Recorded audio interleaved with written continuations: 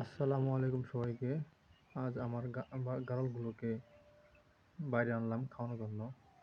নদী পার আমার আমার পাশে নদীর পার। আশপাশে কোনো ঘাস নেই।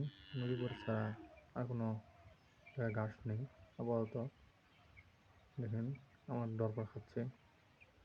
এই বকনাটাকে আজ বীজ দিছি 1.5 মাস ধরে, এখন আর হিটে আসে নাই। আল্লাহর রহমতে মনে হয় কনসেপ্ট করছে বীজ। সাইরাল বীজ দিছি এটাতে। আমার এই বকনাটা 3 মাস যাবৎ প্রেগনেন্ট আছে।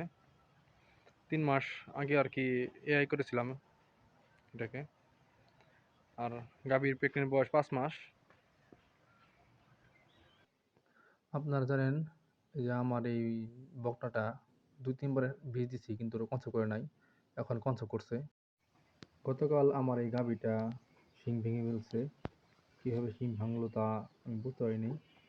পরে মাথায় স্যাভলন দিয়েছি, বায়োডিন দিয়ে মাথার শিং বেঁধে দিয়েছি যাতে রক্ত আর না বের হয়। আর কিছু করতে হলে আপনারা কমেন্টে বলবেন যে আমার আর কি করতে হবে। এই গাভীটাকেও আমরা বীজ দিছি 14 দিন হলো। আপনারা জানেন এই গাভীটা আমি হাট থেকে কিনেছিলাম। গাভীটা খুবই ভালো, দুধ দিতেছে এখনো প্রায় 2 কেজি 2.5 কেজি। আমার এই গাভীটা গোতাগতি না করেই শিং ভেঙে গেছে। এর কারণ কি আপনারা বলবেন কমেন্টে। আর শিং ভাঙার পরে এর স্বাস্থ্য একটু কমে গেছে, প্রচুর রক্ত পড়ছে। এখন আমি কী করতে পারি আপনারা একটু কমেন্টে বলে দিবেন।